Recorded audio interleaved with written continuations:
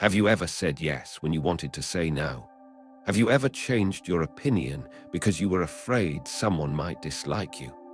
Have you ever walked away from a conversation wondering whether you said the right thing, whether they were upset with you, or whether they still saw you the same way?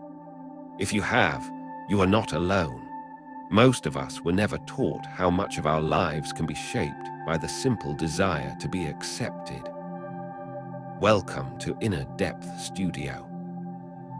Today, we are going to explore something so ordinary that most people never stop to question it: the need to be liked.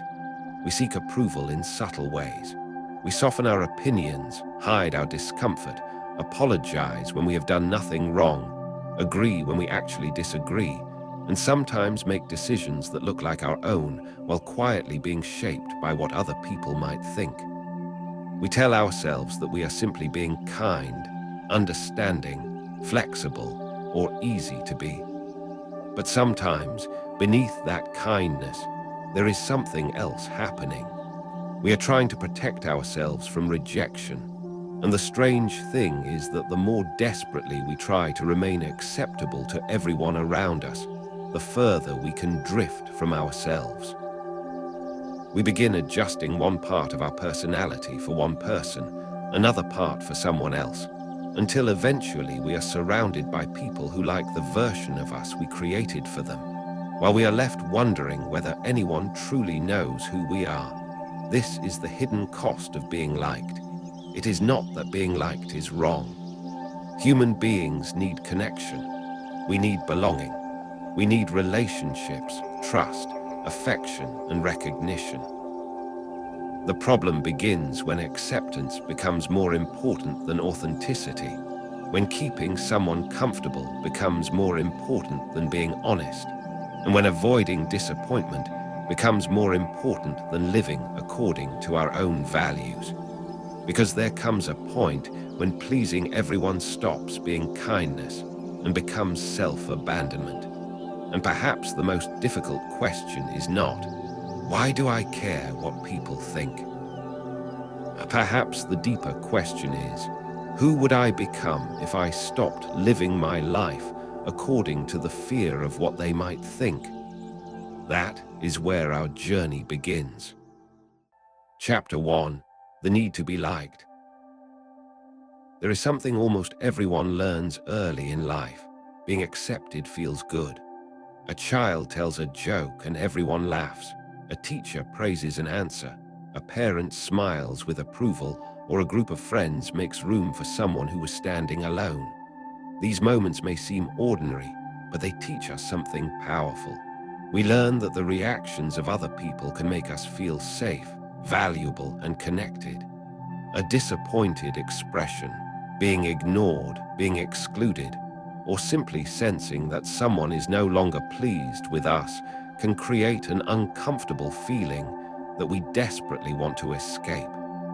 Without anyone explaining it, we begin to understand that acceptance matters. As we grow older, we become much better at reading the reactions of others. A change in someone's tone, a shorter reply, a delayed message, or a conversation that suddenly feels different can make our minds start searching for an explanation.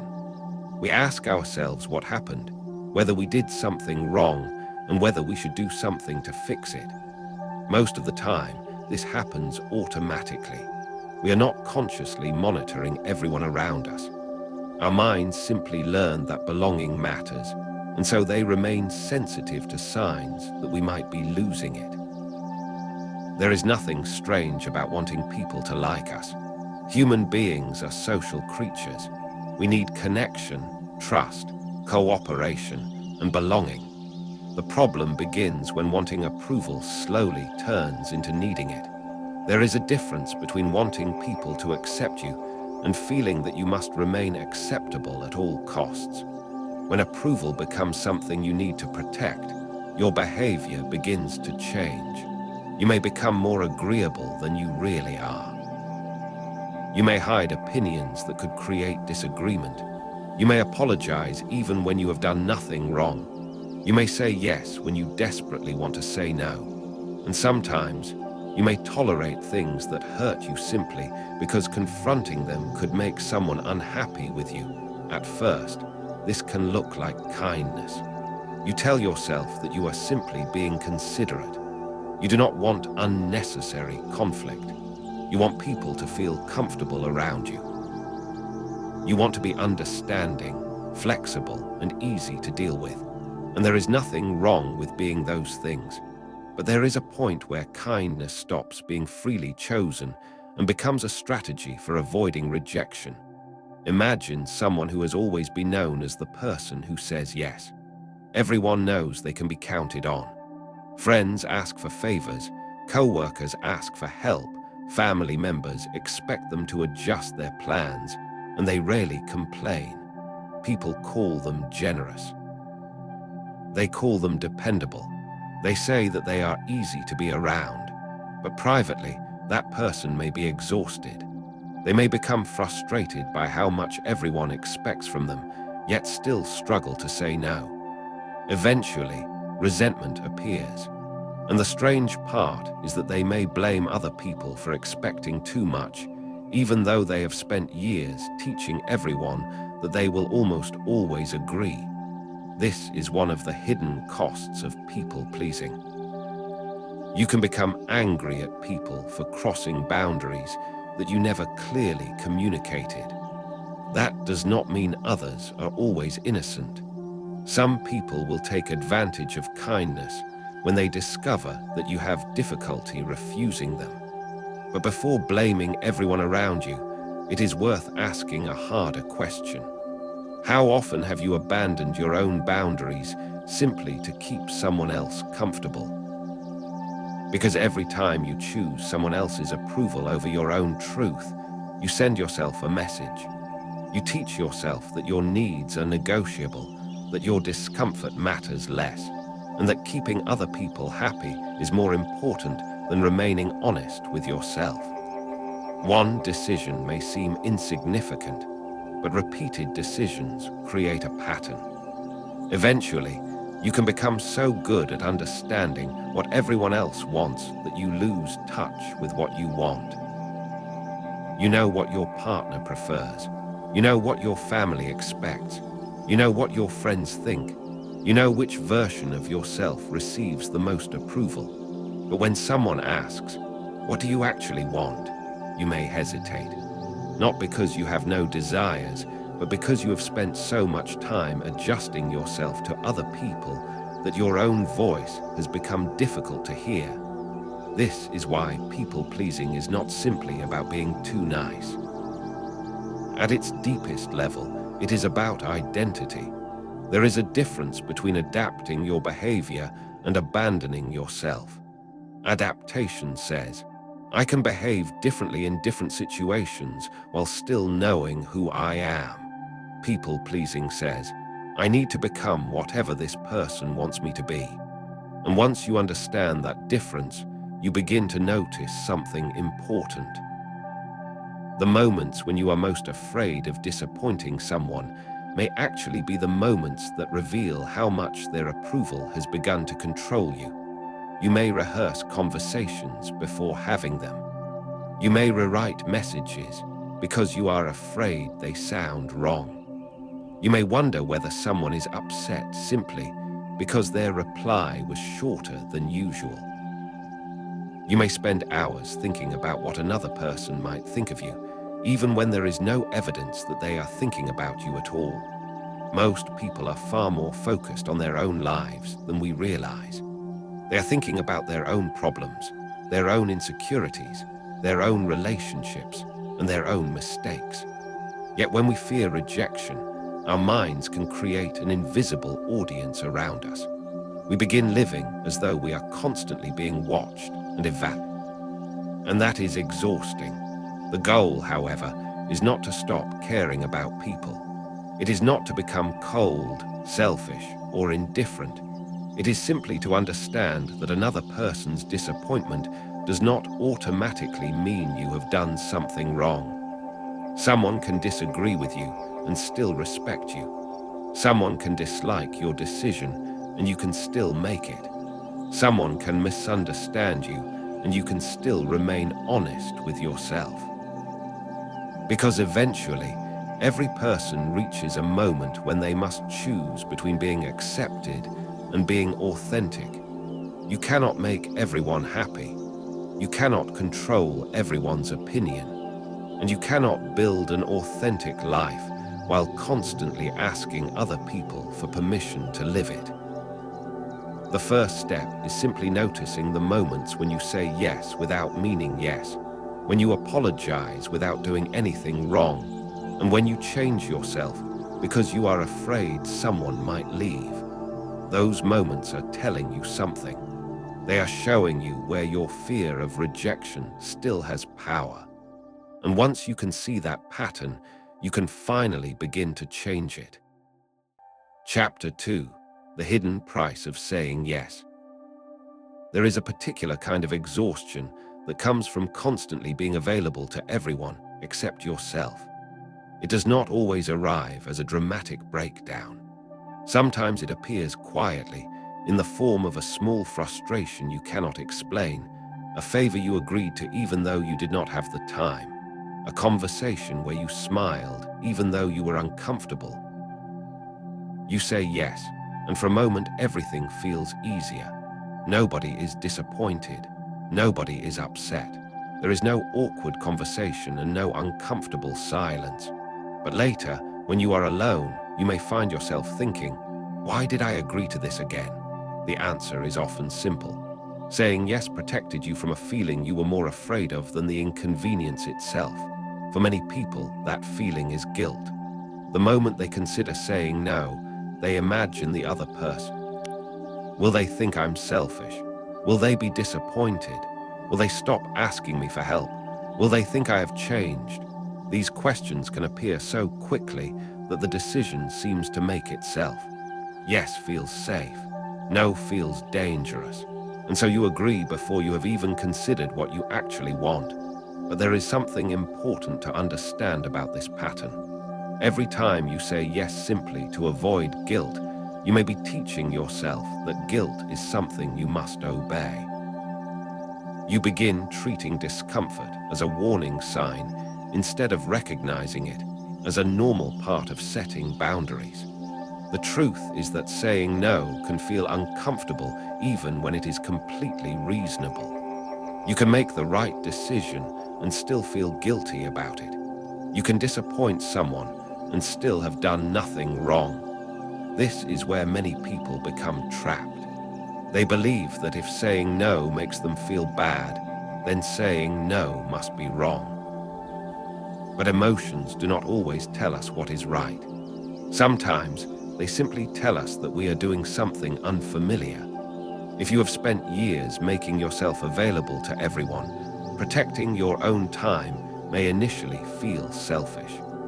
If you have always avoided disagreement, expressing an honest opinion may feel aggressive. If you have always apologized to keep the peace, refusing to apologize for something that was not your fault may feel strangely uncomfortable. The discomfort does not necessarily mean you are becoming a worse person. It may simply mean that you are becoming less controlled by other people's expectations. There is another hidden cost to constantly saying yes. People begin believing your yes. When you repeatedly make yourself available, others naturally build expectations around your behavior. They may not even realize that you are struggling. From their perspective, you agreed. You volunteered. You said it was fine. They are responding to the version of reality you presented to them. And this creates a painful contradiction. You may secretly wish people would notice that you are tired, while continuing to tell them that everything is okay. Nobody can consistently respect a boundary that you never express. This does not mean you should suddenly become unavailable or refuse every request. Healthy relationships require generosity, compromise, and sometimes doing things we would rather not do. The difference is whether your decision comes from choice or fear. When you help someone because you genuinely want to, there is freedom in that decision. When you help because you are terrified of what might happen if you refuse, the same action can become a form of self-neglect. And self-neglect has a way of creating resentment. You may begin thinking, after everything I have done for them, how can they ask for more?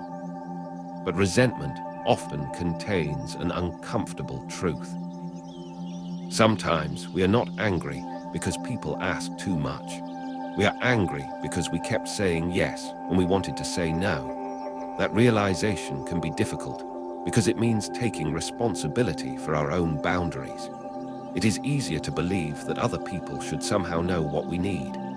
We hope they will notice when we are tired, understand when we are uncomfortable, and recognize when we have reached our limit.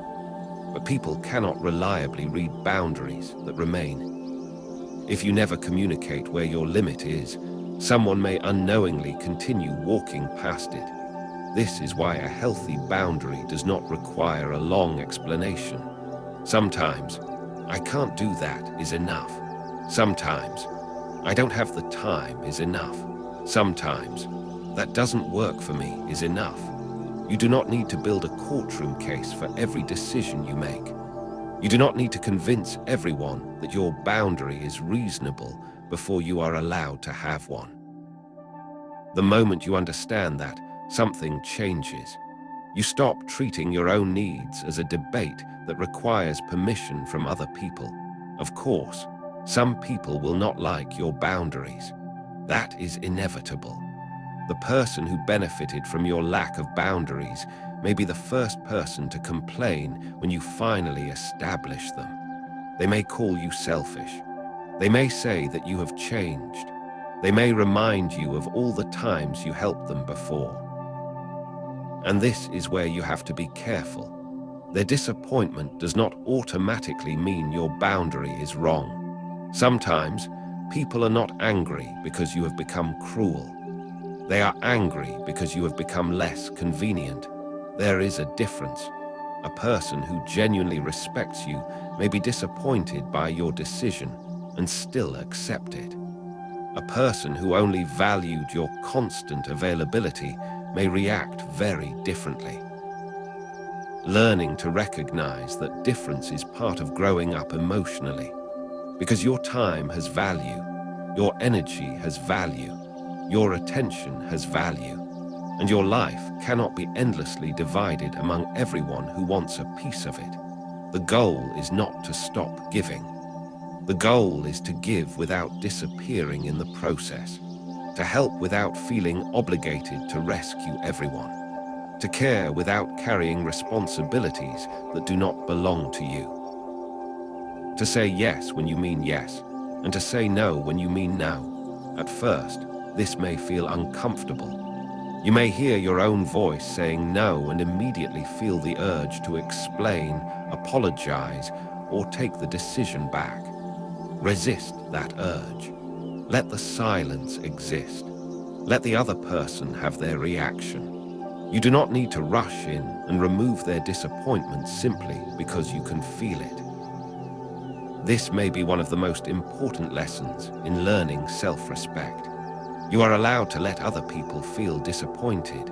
Their emotions belong to them. Your boundaries belong to you. And a healthy relationship must have room for both. Because every time you say yes to something you genuinely do not want, you are spending a small piece of your life to purchase temporary approval.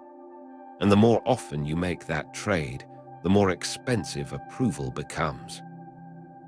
Eventually, the question is no longer, will they still like me if I say no? The better question is, will I still respect myself if I keep saying yes? Chapter 3: Learning to Disappoint People. There is a moment that comes sooner or later when you realize that no matter how carefully you live, someone will eventually be disappointed by you. You can explain yourself perfectly, choose your words carefully, consider everyone's feelings, and still make a decision that someone else does not understand. For a person who has spent years trying to keep everyone happy, this realization can feel almost frightening. Because if your sense of safety has always depended on being accepted, disappointing someone can feel like failure.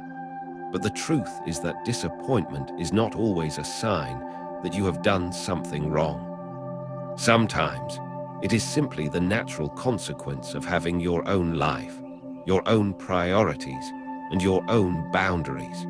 Think about how often we try to prevent disappointment before it even happens. We change our plans because someone might be upset. We avoid difficult conversations because they might create tension.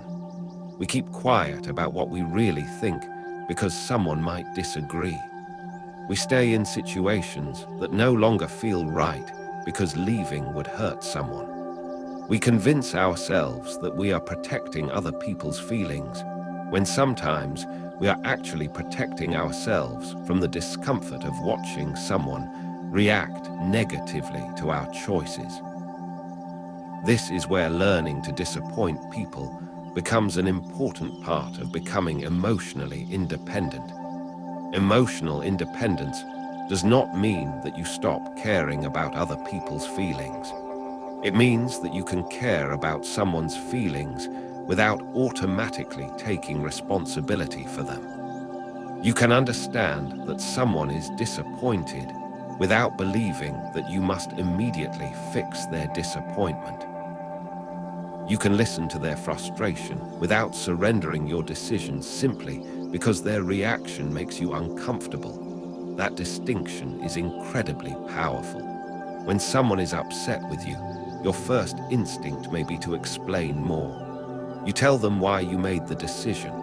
Then you explain why you did not mean to hurt them. Then you apologize for how they interpreted it. And before long, you are no longer communicating a boundary. You are negotiating for permission to have one. The more you explain, the more you may begin looking for a response that tells you it is okay to stand by your own decision. But sometimes, there is no such response coming. Sometimes the other person simply does not agree, and you have to learn to live with that. A mature relationship can survive disappointment. Two people can care about each other and still want different things. They can disagree without becoming enemies. They can say no without turning the relationship into a battlefield. They can experience frustration without demanding that the other person remove it. In fact, the ability to survive disappointment is one of the things that makes a relationship healthy. If a relationship only works when everyone agrees, then what exists is not really mutual respect. It is compliance. This is especially important because people who are used to pleasing others often confuse peace with closeness. They think that if there is no conflict, the relationship must be healthy. But sometimes there is no conflict simply because one person has learned to remain silent. Sometimes the relationship feels peaceful because someone keeps swallowing their opinions, their needs, and their frustrations. That is not genuine peace. It is tension that has been pushed underground. Real closeness requires honesty, and honesty sometimes creates discomfort. You may tell a friend that you cannot keep being available every night.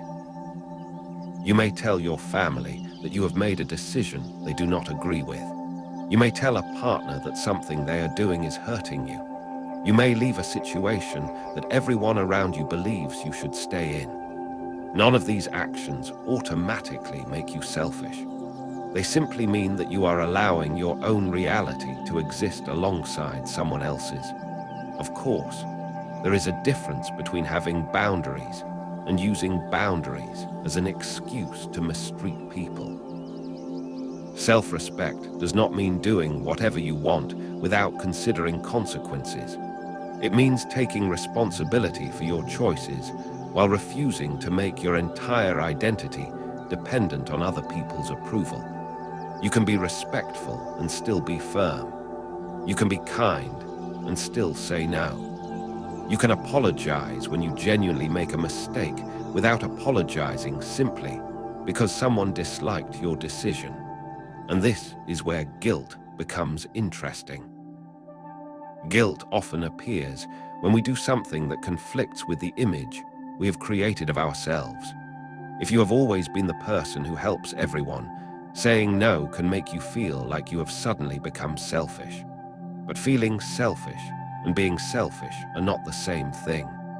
Sometimes the feeling is simply evidence that you are breaking an old pattern. Your mind is accustomed to one version of you, and when you behave differently, it sends you an uncomfortable signal. That discomfort does not necessarily mean you should go back. Let the discomfort exist. Let someone be disappointed. Let a conversation become slightly awkward.